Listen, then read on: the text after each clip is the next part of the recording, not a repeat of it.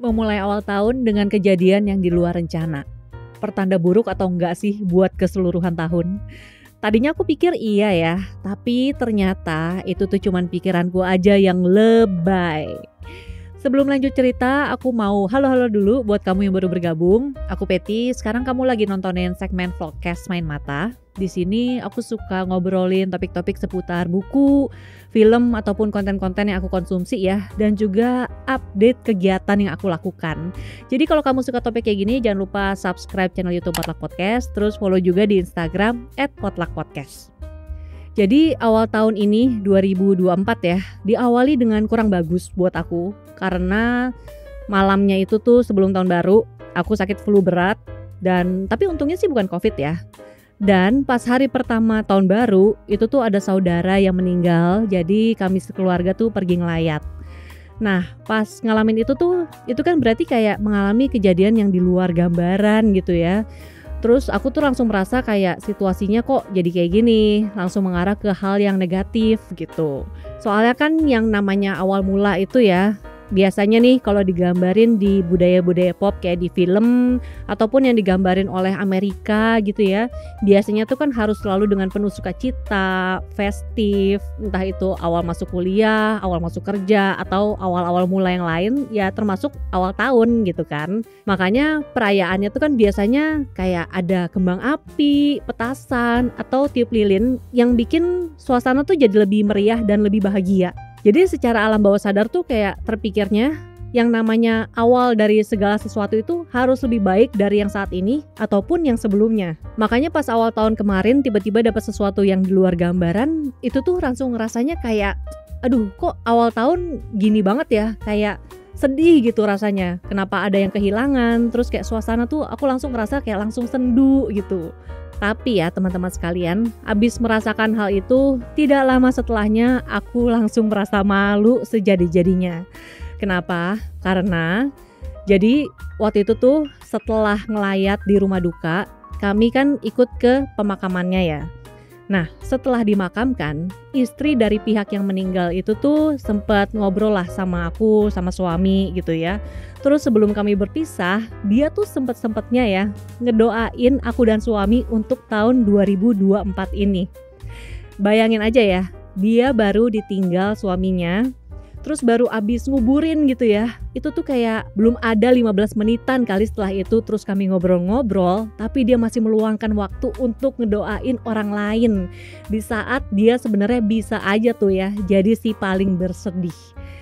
Ya jadi aku langsung rasa gila nih, kurang berbesar hati apa coba ini orang. Terus kayak sementara nih aku ya yang sebenarnya gak terkena dampak secara langsung gitu dari peristiwa tersebut, kok malah ngerasa jadi yang si paling sedih, si paling menderita.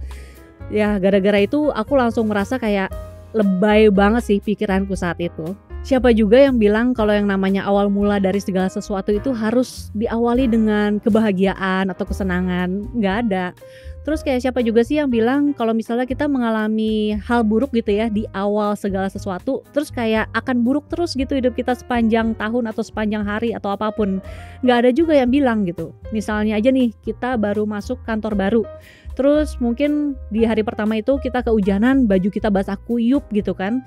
Tapi kan bukan berarti sepanjang kita di kantor itu kita tuh akan sial terus. Karena ya pasti balance aja gitu, ada ups and down-nya. Memang sih yang namanya harapan untuk hidup tuh selalu mengarah ke yang lebih baik tuh harus terus ada. Tapi kepastiannya kan juga sebenarnya nggak pernah ada ya. Yang menentukan apakah hidup kita tuh akan lebih baik atau enggak ya sebenarnya itu dari pikiran sama tindakan kita sendiri aja. Dan semuanya tuh pasti ada proporsinya aja ya. Kadang hidup baik, kadang hidup enggak gitu. Terus nih kebetulan banget abis mengalami kejadian awal tahun itu, aku tuh gak lama setelahnya baru mulai baca buku The Compass yang ditulis sama Mas Henry Manampiring. Ini dia bukunya. Ini bukunya bagus by the way ya, kamu harus baca. Dan aku juga ada rencana ngobrol sama Mas Henry soal buku ini, nanti tungguin aja. Karena terakhir aku ngobrol sama Mas Henry itu kan waktu ngobrolin soal filosofi teras ya. Itu waktu awal terbit mungkin 2018 atau 2019 gitu. Jadi aku penasaran juga nih update-nya dia dari filosofi teras ke The Compass tuh kayak gimana. Kalau misalnya kamu belum nontonin obrolannya filosofi teras, memang sih obrolannya masih dalam format audio ya, tapi ada di YouTube. Ntar link ke videonya akan aku taruh di deskripsi video ini. Nah, anyway, si The Compass ini ya, kalau misalnya bisa aku ringkasin banget nih, dia ini tuh kayak sebenarnya kelanjutan dari filosofi teras. Jadi dia mengajak kita untuk mendalami nih soal kemampuan bernalar atau berpikir, sama satu lagi tentang dikotomi kendali yang memang menjadi esensi dari filsafat stoikisme yang ada di dalam filosofi teras. Di salah satu bab di buku ini ada yang ngebahas tentang yang namanya irrational belief. Itu tuh kayak kekhawatiran atau ketakutan yang berlebihan gitu ya akan sesuatu yang juga tidak berdasar gitu alasannya apa. Si irrational belief ini tuh sebenarnya temuan dari para psikolog, hasil dari ya mungkin mengamati para pasiennya mereka gitu ya. Kemudian dari temuan ini, para psikolog ini menciptakan sebuah terapi kognitif untuk mengatasi irrational belief ini, namanya tuh CBT atau Cognitive Behavior Therapy. Mungkin kamu juga udah pernah dengar tentang CBT ini. Nah, hubungannya apa sama stoikisme? Jadi si terapi CBT ini sebenarnya inspirasinya itu dari filsafat stoikisme. Sebenarnya aku tuh udah tahu ya tentang irrational belief ini, tapi pas lagi kejadian yang awal tahun tadi itu aku lupa aja gitu ya. Kebetulan pas baca buku ini jadi kayak diingetin lagi, oh iya ternyata yang aku pikirkan kemarin gitu ya, yang aku rasakan itu tuh adalah salah satu dari irrational belief, yaitu generalisasi berlebihan.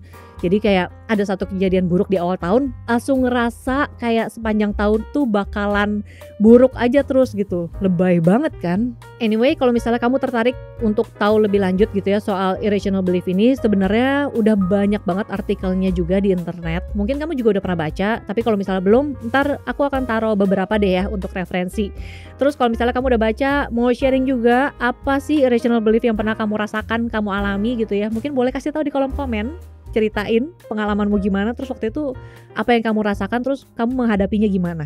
Terus kalau misalnya kamu tertarik sama buku The Compass ini juga ntar linknya akan aku taruh di deskripsi video ini ya.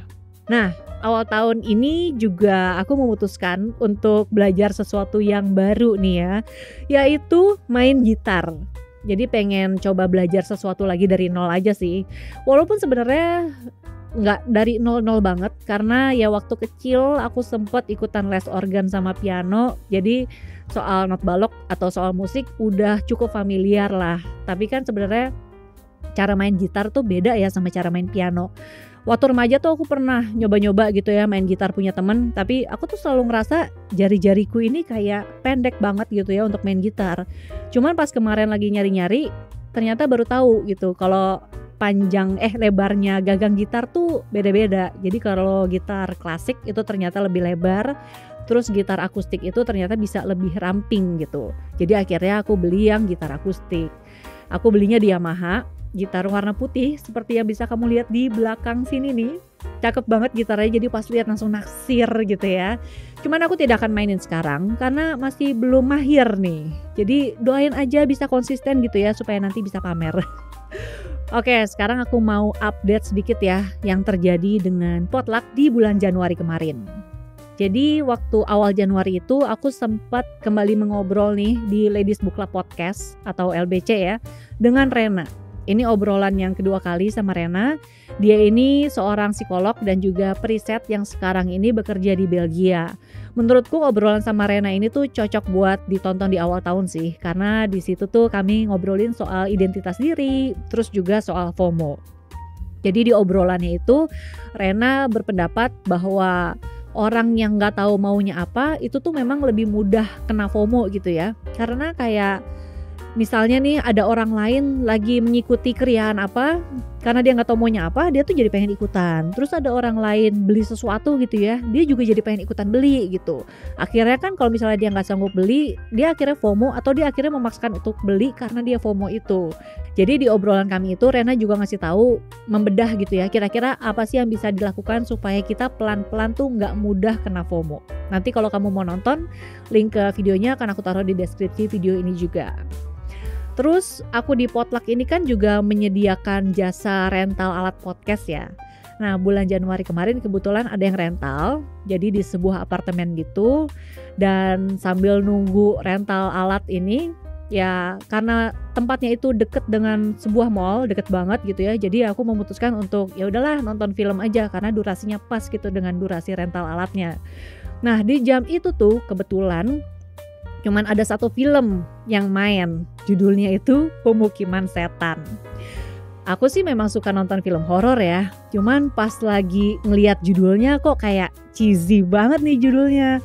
Terus udah gitu kebetulan juga sutradara sama aktornya itu memang aku nggak familiar, jadi kayak sebenarnya agak ragu, tapi di jam itu cuma dia yang main gitu, jadi kayak ya udahlah nonton aja.